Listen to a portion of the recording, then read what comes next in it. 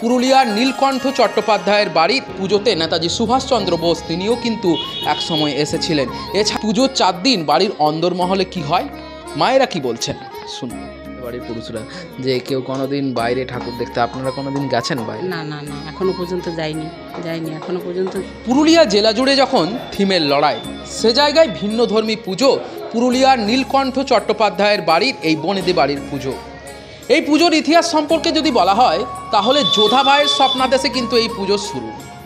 অর্থাৎ যখন বঙ্গ জুড়ে 12 ভূঁইয়াদের রাজত্ব চলছে, সেই সময় মুঘল শাসন অর্থাৎ মুঘলদের সাথে যুদ্ধ হয় এই প্রতাপ আদিত্যর, এবং সেখানেই সেনাপতিত্ব করছিলেন এই বাড়ির পূর্বপুরুষ শঙ্কর চ্যাটার্জি।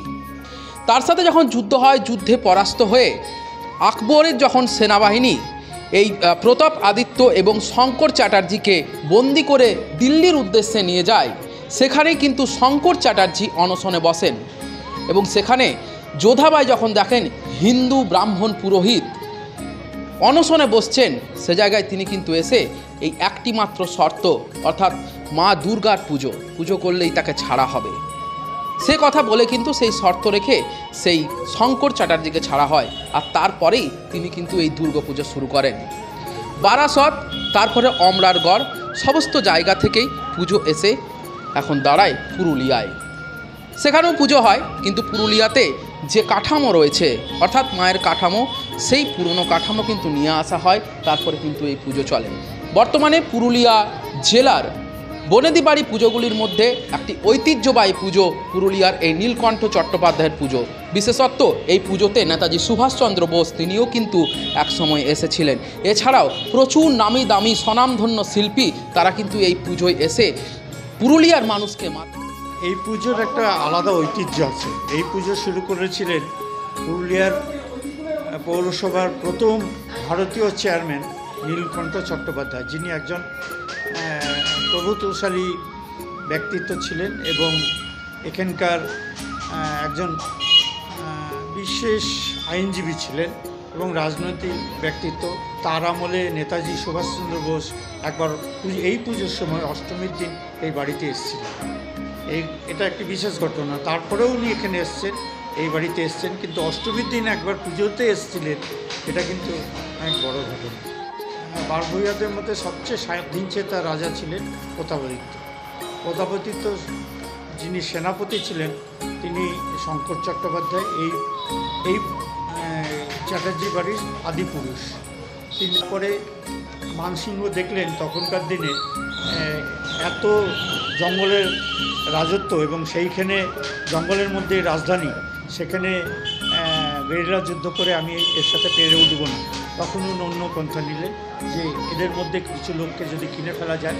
সেইভাবে এই বংশের তখনকার দিনে যিনি হিসাবরক্ষক ছিলেন ভবানন্দ মজুমদার, তাকে হাত করলেন। এই ভবান, আপনি আগে যেটা শুনলেন আমাদের শঙ্কর চট্টোপাধ্যায়কে কিনতে না পারলেও শঙ্কর চট্টোপাধ্যায়কে ভবানন্দ মজুমদারের বলে দেওয়া যে রাজবাড়ির ছক ছিল সেসব বলে দেওয়াতে প্রতাপাদিত্য হার মেনে নেন। হার মেনে নেওয়ার পরে এদের বন্দি করা হয়। প্রতাপাদিত্য এবং শঙ্করকে সম্রাটের আদেশে জাহাঙ্গীরের কাছে নিয়ে যাওয়া হচ্ছে। প্রতাপাদিত্য খুব অসুস্থ ছিলেন, বারাণসীর কাছে যখন ওখানে আগুন ফেলা হয় সেখানে উনি পরলোক গমন করেন। শঙ্কর চ্যাটার্জিকে নিয়ে যাওয়া হয় দিল্লিতে, তাকে কারাগারে বন্দি করা হয়। এবারে তিনি সৈব ছিলেন, তিনি মা দুর্গার পুজো করতেন না, কিন্তু শিবের পুজো করতেন। তখন কি আকবরের রাজত্ব? না, তখন জাহাঙ্গীরের রাজত্ব। এটা জাহাঙ্গীরের রাজত্বের সময়। তো সেই সময় জাহাঙ্গীর জননী যোধাবাই, যিনি আকবরের রাজপুতানার মহিষী ছিলেন, তিনি খবর পান যে একজন হিন্দু তাকে বন্দী করে রাখা হয়েছে, সে তর্পণ করতে চাইছে মহালয়ার দিনে, কিন্তু তাকে পারমিশন দেওয়া হয়নি বলে সে অনশন করছে।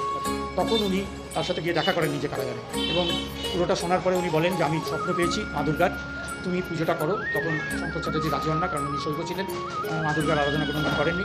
তখন সংকল্প উনি করতে পারবেন না। তখন যোধাবাই বলেন যে সংকল্প আমার নামে হবে, কিন্তু তুমি পুজো করো। এই অনুরোধে শঙ্কর চ্যাটার্জি পুজো করার কথা রাজি হন। যোধাবাইয়ের অনুরোধে জাহাঙ্গীর তাকে মুক্ত করেন এবং তিনি বারাসতে ফিরে আসেন। সেইখানে এই পুজো প্রথম শুরু হয়। এই পুজো যেটা শুরু হয়েছে, তারপরে এদের একটি শাখা অমরাগড়ে বর্তমানে সেইখানে পুজো শুরু করে।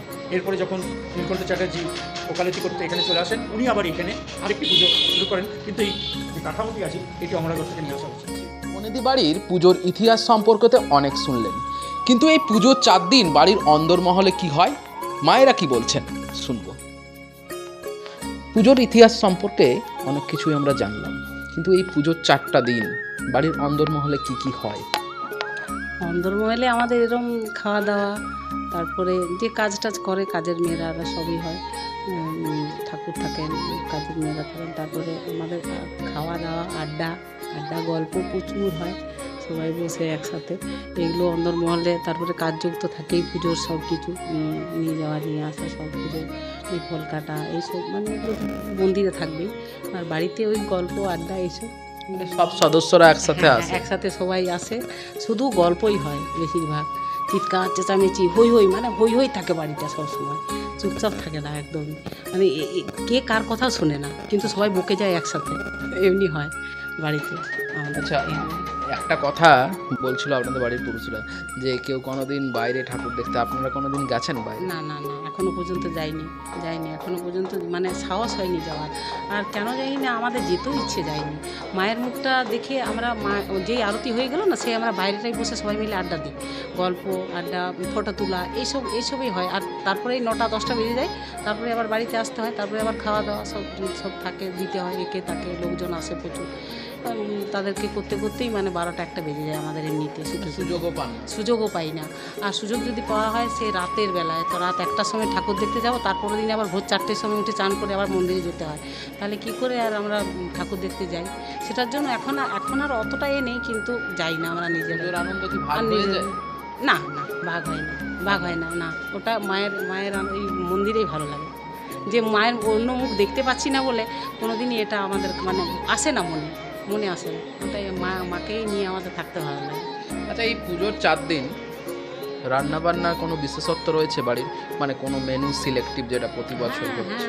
হ্যাঁ, সেগুলো মেনু সিলেক্টিভ আমরাই করি, যেটা যেন মানে নতুন প্রতিদিন মেনু হয়। একঘেয়েমি মেনু খেতে চায় না কেউ, ছেলেরা তো বিশেষ করে, যেদিন অষ্টমী সেদিন তো খাবেই না, কোনো ছেলে বাইরে খাবে, বেশিরভাগ খেতে চায় না। আর আমরা মেয়ে ছেলে, আমাদের তো অষ্টমী থাকেই, আমাদের তো খ্যান না হলে কোনো খেতেই পাই না আমরা। তো এরকম মেনু প্রতিদিনই চেঞ্জ হয় খাওয়া দাওয়ার ব্যাপারে। আর মানে ওই একঘেয়েমি খাওয়া, সব বাচ্চারাও খেতে চায় না, এই আর কি। পুজোর প্রায় পৌঁছে গেলাম আমরা, প্রস্তুতি কেমন? অন্দরমহলের প্রস্তুতি কেমন?